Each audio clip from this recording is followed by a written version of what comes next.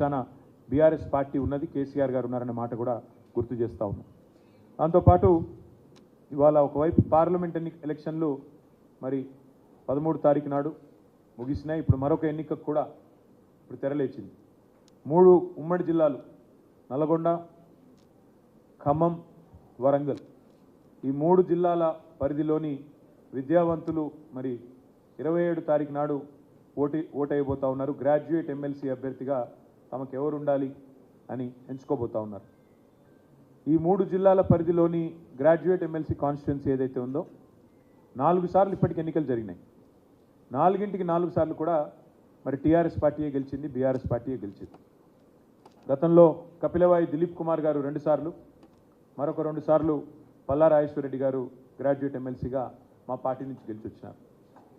4 సార్లు ఈ నియోజకవర్గం నుండి గెలిచిన పార్టీగా మేము చాలా దృఢమైన విశ్వాసంతో ఉన్నాం.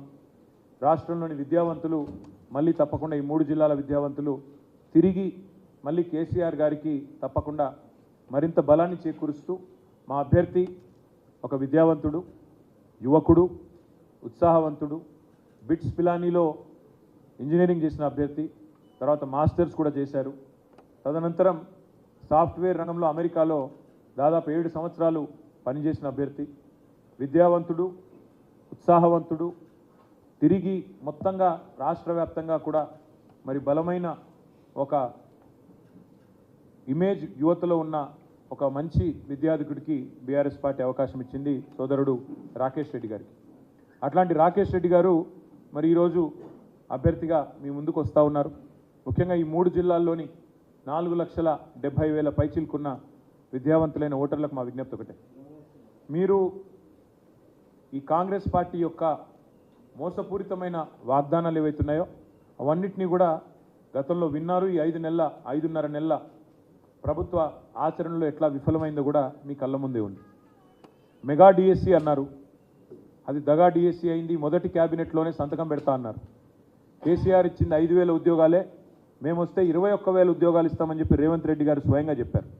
మరి దాన్ని దగా చేసి ఆయన ఇచ్చిన మాటను ఆయనే తుంగలో దొక్కి కేవలం మరొక 5,000 ఉద్యోగాలు తోడు చేసి దానికి మళ్ళొక్కసారి తెలంగాణ యువతకి మోసం చేసిన ప్రభుత్వం ఈ కాంగ్రెస్ ప్రభుత్వం.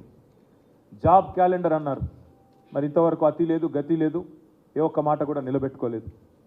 టెట్ పరీక్షకి ఆనాడు కేసీఆర్ గారు ప్రభుత్వం ఉన్నప్పుడు 400 రూపాయలు ఫీజు పెడితే దాని మీద గొంతు చించుకున్న వాళ్ళు, మేము అసలు పరీక్షల్లో ఫీజు లేకుండానే ఫ్రీగా పరీక్షలు పెడతామని చెప్పి మాట ఇచ్చిన వాళ్ళు ఇవాళ 400 రూపాయల ఫీజుని 5 రెట్లు పెంచి 2,000 రూపాయలు చేసిన ప్రభుత్వం కాంగ్రెస్ ప్రభుత్వం.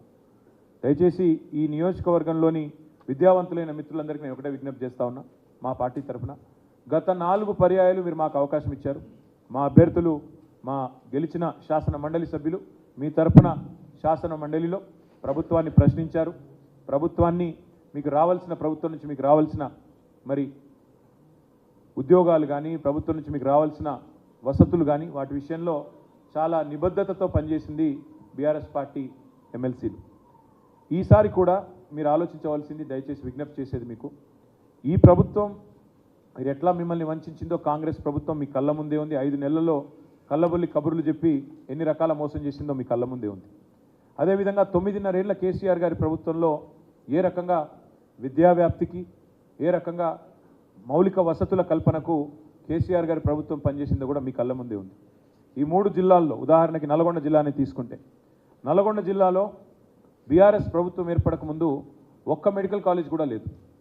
కానీ బీఆర్ఎస్ ప్రభుత్వం వచ్చిన తర్వాత కేసీఆర్ గారి నాయకత్వంలో 3 మెడికల్ కాలేజీలు ఒక్క జిల్లాలోనే ఏర్పాటు చేసుకున్నాం.